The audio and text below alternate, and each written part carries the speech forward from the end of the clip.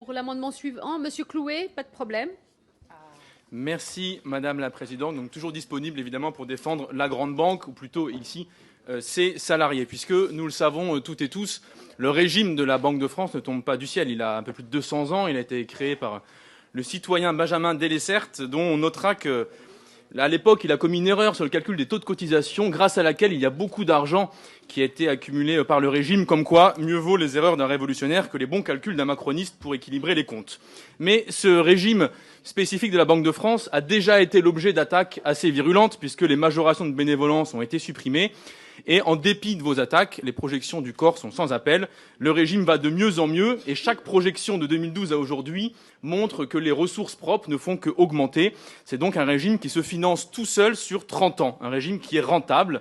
Et s'il est rentable, c'est aussi grâce à l'auto-administration des assurés, puisque je rappelle que ce sont elles et eux qui pilotent la collecte des fonds, qui pilotent l'évolution parallèle des salaires et des pensions, et donc qui ont permis de maintenir un système qui fonctionne.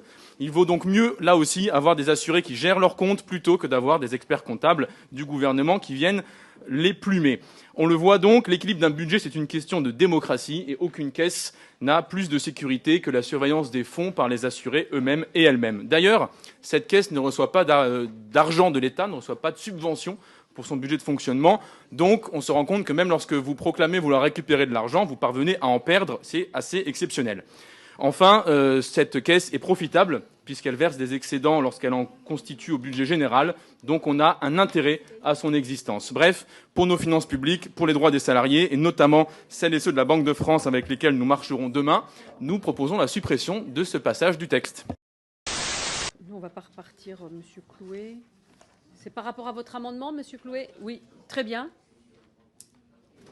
Non, jamais je ne vous ferai de hors-sujet, Madame la Présidente, mais c'est pour rebondir sur deux des arguments qui ont été avancés. D'abord, vous nous dites les femmes bénéficiaires du régime de la Banque de France vivent 35 ans de pension une fois qu'elles ont pris leur retraite, par rapport aux femmes du régime général ordinaire qui vivraient 24 ans. Et moi, lorsqu'on me donne ce chiffre, j'ai plutôt envie qu'elles passent tous à 35, plutôt que celle à 35 bascule à 24, premièrement. Deuxièmement, Monsieur Ferracci, vous nous parlez des conditions de travail à la Banque de France, mais moi je pense qu'un manutentionnaire qui travaille dans un hangar ou sous des dorures est un manutentionnaire, et donc à partir de là, son métier n'en est pas moins pénible. Et finalement, la question plus générale qui est posée par l'ensemble des régimes qui sont ici en discussion, c'est évidemment le sujet de la diversion. Lorsque 80% des gens sont contre le projet, eh bien, la solution la plus simple est de réussir à trouver des boucs émissaires et d'essayer de lever les pensionnés, les cotisants et les actifs les uns et les unes contre les autres, puisque vous nous parlez d'ailleurs assez souvent de 42 régimes différents, mais en disant les 42, vous comptez tous les régimes dits spéciaux, complémentaires et généraux, ce qui aboutit à la conclusion que, effectivement, 100% des salariés sont dans un des 42 régimes, ce qui ne veut pas dire grand-chose. Monsieur Clouet, allez-y. Merci, Madame la Présidente. Donc cet amendement, effectivement, vise aussi à empêcher la suppression du régime associé à la caisse de retraite et de prévoyance des clercs et employés notaires. Donc cette caisse, je pense que tout le monde l'a à l'esprit, c'est une caisse qui a une spécificité, c'est qu'elle traite un risque vieillesse et un risque de maladie en un seul coup, ce qui permet un équilibre puisque l'excédent d'une des entre guillemets branches de la caisse finance les besoins de financement de l'autre. Alors, les raisons pour lesquelles nous sommes en faveur du maintien de cette caisse sont les suivantes. D'abord, elle est intégralement autofinancée, et notamment elle l'est là aussi par le paritarisme, c'est-à-dire lorsque les assurés gèrent eux-mêmes le niveau des cotisations et les modes de mutualisation pour couvrir leurs risques, une fois arrivé le moment de la vieillesse, eh bien, on constate que les besoins de financement sont couverts car ils mettent les recettes là où il y a besoin en termes de dépenses. Et enfin, parce que cette caisse est intéressante en ce qu'elle a pris un certain nombre d'initiatives qui nous mérite de voir inspirer la sécurité sociale plutôt que de venir liquider cette caisse dans ce qu'elle a d'original. D'abord, puisque cette caisse fonctionne sur la base de comités de retraités. Ça fait 40 ans qu'il y a des dizaines et dizaines de bénévoles dans tout le pays qui accompagnent les pensionnés dans l'exercice de leurs droits, notamment en étant eux-mêmes formés par les équipes de la caisse. C'est quelque chose dont la sécurité sociale pourrait s'inspirer plutôt que de vouloir le liquider lorsque ça existe ailleurs. C'est une caisse où l'assuré, le cotisant, le retraité et le malade sont une seule et même personne, ce qui favorise des parcours d'accès aux droits qui sont bien plus favorables et ne laisse personne tomber lors de l'exercice de ses droits et liquidation des pensions. Enfin, c'est un régime qui a eu des avancées importantes sur la pension de réversion avec un droit d'option qui mériterait lui aussi d'être considéré pour élever le niveau d'indemnisation des personnes face au risque que peut incarner la vieillesse lorsqu'on est dans une situation où on est menacé de paupérisation. Pour toutes ces raisons, on ferait mieux de s'inspirer de cette caisse plutôt que de vouloir la liquider. Bon, Monsieur Clouet, pour l'amendement identique 4829.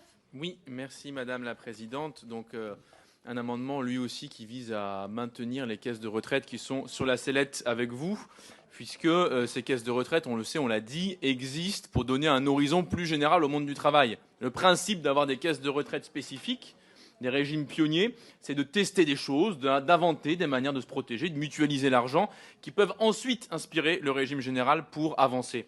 Et en l'occurrence, on parle seulement de quelques milliers d'agents d'exploitation, des personnes, on le sait toutes et tous ici, qui ont des horaires décalés, qui bossent la nuit, qui bossent le week-end, qui sont d'astreinte, qui ont de l'usure physique, qui sont responsables de la sécurité de personnes qui sont prises en charge ou qui sont accompagnées, et souvent des personnes qui, une fois à la retraite, continuent de bosser, parce que, par exemple, un électricien à la retraite, généralement, continue à gérer les pannes dans tout le voisinage, à exercer son activité, même s'il l'exerce avec la pension de retraite comme seul salaire. Et vous oubliez que la possibilité du départ anticipé va souvent de pair avec une pension incomplète.